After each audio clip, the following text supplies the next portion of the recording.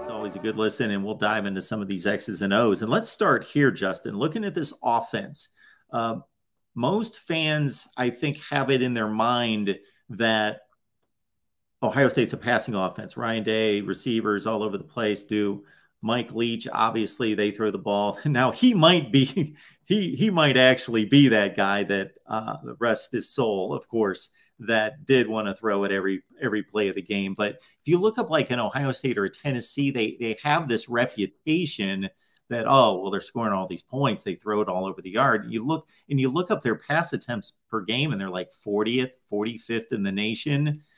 So that, you think Lane Kiffin, you think, oh, matchup guy, speed in space. Then you look up his offenses. Oh, they finished in the top 2 or 3 in the SEC in rushing every year he's there. So there's this thought that, well, Mario Cristobal, there's no way that he can establish this lean on the offensive line, power running, but then also utilize the type of athletes that Miami should have, speed and space. Talk about how those things can coexist.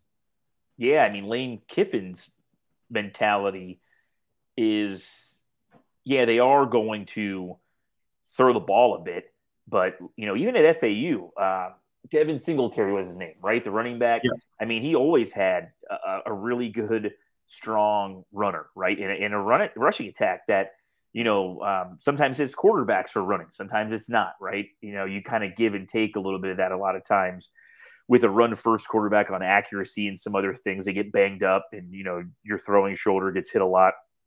And even your non-throwing shoulder, obviously, everything about your body is going to wind up needing to work kind of in synergy. But, when you're looking at that, I think guys get a reputation, like you said. I think of Lane Kiffin personally as being more of a tempo-y RPO sort of guy. So they're not going to force the run. But, I mean, I feel like they ran for 2,000 yards as a team at FAU. Like he does want to run the football, especially when the quarterbacks – I think Dart was the quarterback that was having some accuracy issues, and then he'll start relying more and more on the run, right, and letting the quarterback run a little bit. With Ohio State, I mean, if I had those wide receivers and that quarterback, I think I'd throw the ball too, right? Like some of that, I think, is also just look who you've got. And if Ryan Day was the head coach when Joe Burrow was there, I don't think a guy like he leaves, right? Like, he would have used him in a lot better methodology than Urban Meyer wanted to, right? And it's not that he couldn't, it's just kind of how he dialed stuff up. He relied on the quarterback to be a power run threat. So guys do get reputations. I think Mario Cristobal does want to run the ball.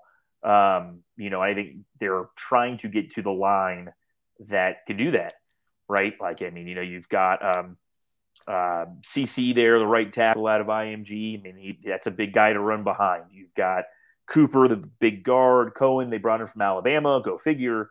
Hopefully the left tackle thing can get figured out. The center from UCF, Lee. He's not the biggest guy, but, they do have that grouping that they're starting to run behind. And then, they have the skinny, rangy tight end, but they brought the guy that's like 36 years old in from Oregon, McCormick. And his job is going to be the run blocking tight end, like in the old I was randomly just talking about this guy with somebody, John L. Smith, back when he was at Louisville, and they had 2 tight ends, 12 personnel all day, right? And so, to have 2 tight ends, a blocking tight end and a receiving tight end, I think that's where they're going to go. They're going to wind up in 12 personnel, and I think that's how he's going to run the ball. It's going to be the same grouping of players, but they're going to be lined up in different places without having to change groups out. You brought up Shannon Dawson, so you made a summary statement there about things being quicker and so forth. Anything else in studying the tapes from Houston that you like or just think are going to be the hallmarks of his offense? Yeah, I mean, you're always wondering. It was funny every time that Miami was looking for a coordinator. It was with Lashley, for instance. I was wondering how much Sonny Dykes are you going to get, or how much Gus Malzahn. With Dawson, you're wondering how much Dana Holgorsen going to get, or how much of him, or how much Mario Cristobal, right? Like, there's going to be stuff that Coach Mirabal likes with the offensive line, like his outside zone type stuff. They're going to run it. Like, that's not going to not happen. Like, they're going to run outside zone, period, right? Like that's a thing that they're going to do. So there's going to be stuff that offensive line coach wants that maybe you didn't see before. There's going to be stuff that Mario wants that maybe he wasn't doing with Dana. Dana runs the ball a lot for an air raid coach, which is why that phrase doesn't really mean what it used to, whether it was using a negative connotation or not, right, at times. But I think the use of tight ends is going to be, one, important, and two, common. I think there will be 2 tight ends on the field quite a bit. I think that's good. I think having a blocking tight end and creating more gaps, right, which is essentially what it does. And also, it's more confusing for a defense when the same guys are on the field and you don't change out and give everybody away what they're doing, but you can come out in all these different pictures. And a Jaleel Skinner type guy is going to be able to line up as a receiver outside, right? I mean, who do you want as a jump ball guy? 6'5" like that? Sure. You've got him lining up in the slot. I'd love to throw a bubble or a slide route or something like that to him and let him fight off a little cornerback. I mean, David Njoku is really good at doing that, right? Catching a bubble and running the first guy, which is a corner over, and getting 12 yards, right? And then he could also be down and in line as a tight end, and you can move the other tight end in as a fullback. But you're in one group, 12 personnel with the same dudes on the field, running 15 different pictures for the defense. And not a whole lot changes for you when you do that if you have really set rules, and they all have rules up to that level, where you know what you've got if you're backside of a run, you know what you've got if you're front side of a run. And if we're in 2x2, I know our base is going to be stock and bubble or whatever, like, on a run play. Like they have their stuff that's set in as the basic rule. If we look at Miami's record over the last, 15 years, and I don't mean to group everyone together, but I'm going to, on one account, that if you take Mark Richt out of the equation, because he's the only guy that achieved high success somewhere else, basically everybody else, the reason I believe that those are all proven to be bad head coaching hires before Cristobal was none of those guys achieved anything at the Power 5 level before Miami, and none of them achieved anything at the Power 5 level after Miami. Going back to, in a sense, Butch Davis, even if you consider Larry Coker not doing anything elsewhere. How